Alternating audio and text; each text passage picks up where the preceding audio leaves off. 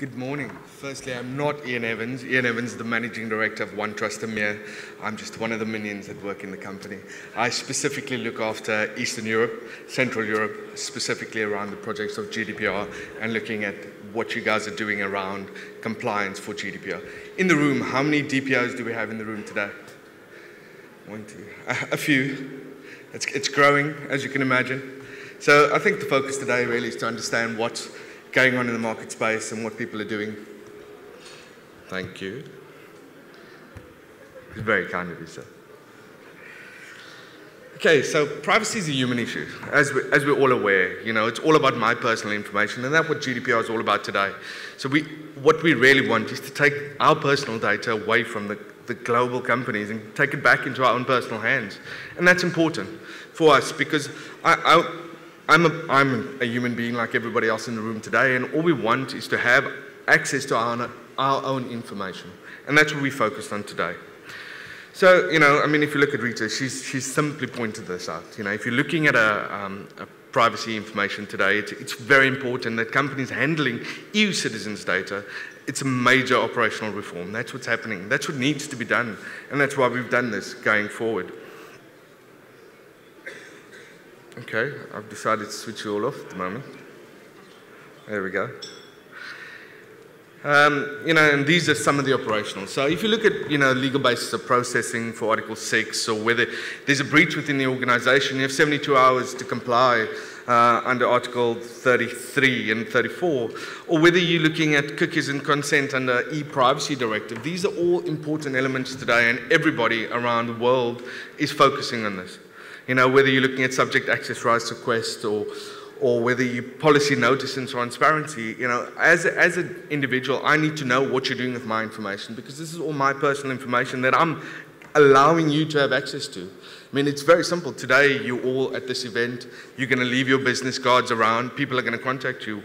What consent have you given to the individuals within the room today or within the booths on the other side? What consent have you given to them to allow them to contact you? And this is what we have to consider going forward. And that's why GDPR is so important today. And who's doing that work? Because you've obviously got to comply with the 72-hour rule, whether you're doing data protection, design, or data impact assessments, or PIAs and DPIAs. These are all important because you're collecting all of that information for your organization to be compliant. You know, we talk a lot about the privacy. And if you look at privacy and security, you can see on the 99 articles, there's one article, Article 32, that's really only focused on security. And I suppose a lot of people in the room are very focused around security today.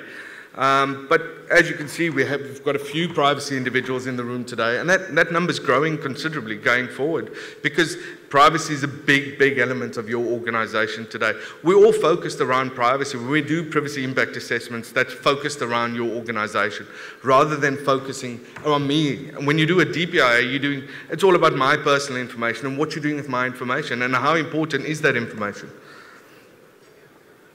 You know, this slide really, I really don't like to talk about this slide. You know, the 2 and 4% of the fines is really insignificant. Because if you really look at it, if they really want to, they can cease you from trading. And that's far more important than the 2 and 4%. Yes, for a small organization, the 2 and 4% is a big element to their businesses.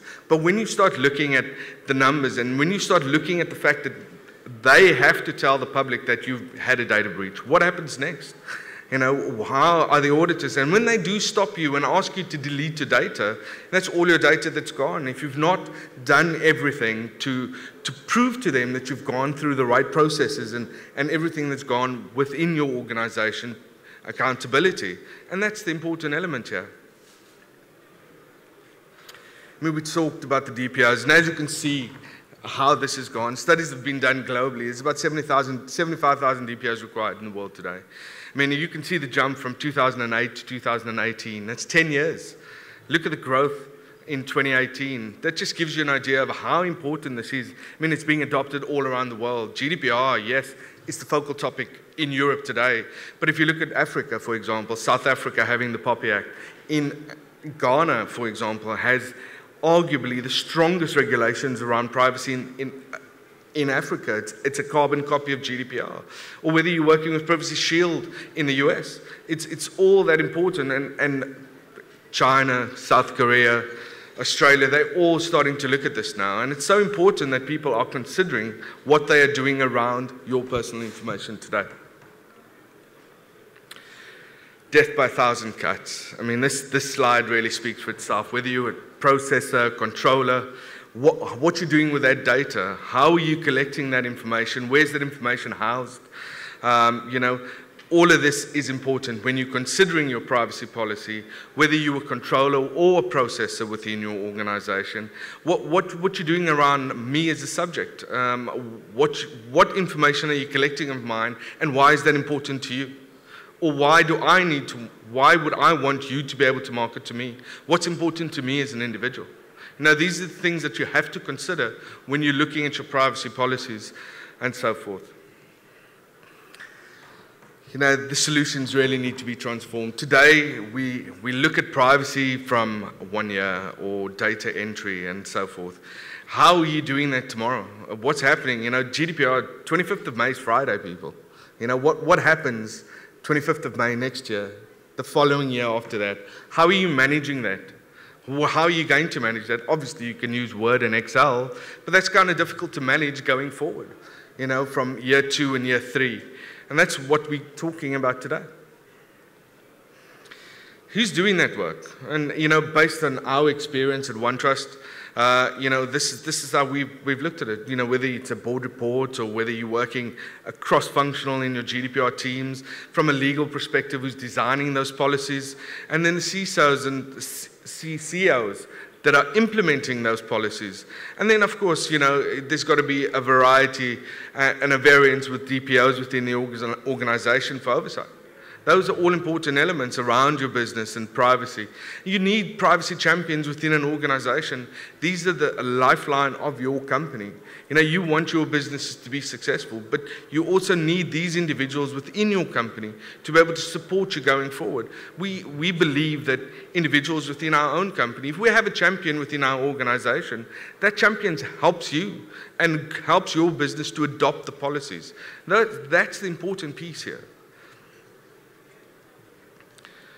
Privacy management, it's so important, whether it's accountability, whether you consent, whether it's a privacy by design or DPIAs, incident reports, it's all around privacy for the individual. All of these on the left, whether you're looking at cookie laws and subject access rights requests, privacy documents, incident management reports, that is all around your privacy program today. If we're looking at information security, of course, DLP is important within your organization, and GRC tools, EMM tools, these are all important elements to your business. At OneTrust, we implement our solution, and we cover these little boxes, and I think that's important, whether you're doing your readiness and accountability, whether you're doing your PIAs and DPIAs, data mapping, website cookies and scanning for the E-directive, data subject access requests, consent, vendor, and incident breach. We cover these little boxes, and we've sort of bucketed them into, if you look at your readiness and accountability, your PIAs, data mapping, and your consent vendor, we've put that into a privacy program element. And then you've got to consider your website cookies and scanning, your consent management, your subject access requests. We talk that into a marketing element. And when you look at that, those are the two elements people are busy with today. We find 90% of organizations today the buzzword right now is consent. Everybody's talking about consent. 6 months ago, it was data mapping.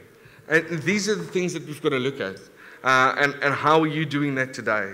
What's important to your organization? At OneTrust, we host the Privacy Connect event. Our next event is, I believe, it's on the 15th of June in Athens. So please come along. It's a completely free event for you to attend. We work very, very closely with the IIPP. The IIPP is the International Association for Privacy Professionals.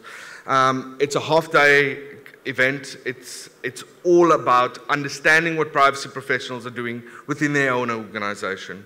So please feel free to attend. If you don't like to go to Athens, maybe you want to come to another city around the world, feel free to come and join us.